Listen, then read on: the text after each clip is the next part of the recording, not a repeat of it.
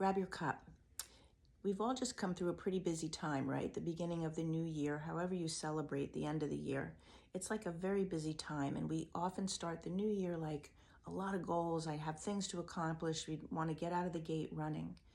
And if you haven't been taking the time to allow your nervous system to calm down and allow your body to rest, you might notice certain things showing up. I'm going to share with you 6 different signs that perhaps your nervous system and or your body or both need to have some alone time. In our culture, we have this concept that alone time isn't good. When we know somebody's been alone, it's like, oh, we feel sad for them. We're worried about people who are alone. And certainly isolation or, only ever being alone isn't a good thing either. That's a separate thing. But you need a certain amount of solitude. And are you tuned into what your body tells you? So here are these 6 different signs that you might notice any one of them or more than one. And the first one is when you're irrationally angry. If somebody says to you, what are you always pissed off about? Or you say it to yourself, or even if you haven't had that exact thought, but you notice you're always on edge, that could be a sign that your own emotional needs have not been met. You've been taking care of so many other people all of the time, and you're not taking care of yourself. And anger is a boundary. Anger is saying enough about something, whatever the something is. So in this case, it's enough of taking care of others and not taking care of me. And now I'm angry about it. So that's one possibility. Another possibility is when you cannot rest, when you find yourself, if you're sitting down for 5 minutes, you start to notice your legs going, or you're shifting, or you're thinking about, I really need to go do something.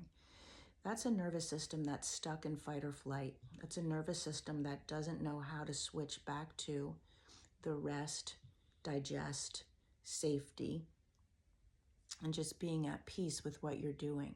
So if you notice that you always, even if you are sitting, you have to be doing 2 or 3 other things, responding to people, doing little tasks that you can do, and you can't just let yourself completely be, that's a sign that you are overstimulated and your nervous system doesn't know how to relax. Another thing that you might notice showing up is you're not responding to people. So you see texts come in and you're like, ugh, or you don't answer your messages.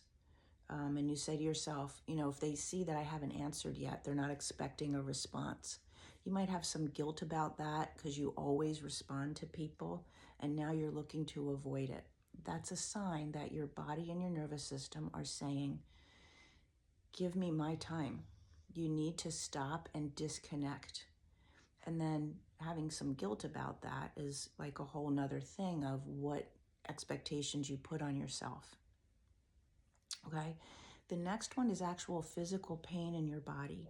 If you are not carving out the alone time so that your nervous system can drop into rest, and that's when the body will heal and repair.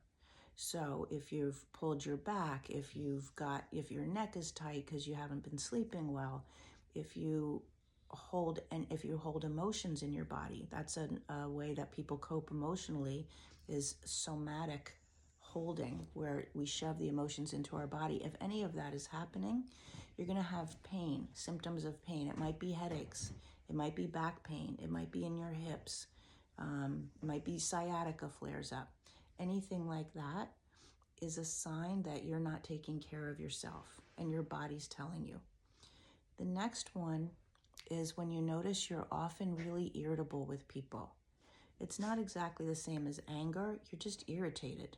You're sitting next to somebody and the way they're breathing bothers you, You're out in public and everybody you pass, you hear a judgment in your head about how they look, what they're wearing, how they smell, how they talk. You're just irritated. That's a nervous system that hasn't been able to decompress. And the way that affects our brain with the judgment, right? That's a fight or flight thing, staying in constant judgment and constantly hypervigilantly focusing on out there. So being irritable like that, whether it's crossed over into anger or not, could be another sign. And the last one is when you're really feeling so burned out, you don't even want to participate in things that usually really make you happy. There might be some things that are your thing. And when you even think of those things, you don't want to do them. So maybe it's exercise. You've always loved exercising, and now you're like, ugh, I don't even want to go do that. Or maybe it's anything, any hobby that you might have, anything that normally lights you up and is not lighting you up, you're finding yourself having to pull yourself towards it or even avoiding it. That's your sign that you have not carved out enough solitude time, enough alone time to allow your body to interact and to be, you've had too much stimulation. It's just been too much for too long, whatever that looks like for you. So there's lots of ways that we can learn to calibrate ourselves, to regulate the nervous system, to deal with the emotions that we're shoving down so we're not getting angry and we're not getting physical pain in our body. If you're noticing any of these, put me in the comments just to acknowledge, yeah, I have not given myself alone time. I have not taken care of my own needs emotionally, physically, in my nervous system. I haven't been doing that. And I can see, because awareness is the first step. If you're not even aware, you don't even have a chance to change it, right? So stop, pause, take a moment, look. And if you're aware that that's what you've been doing, just put me in the comments. And then you can start to take a different path. Have a good day.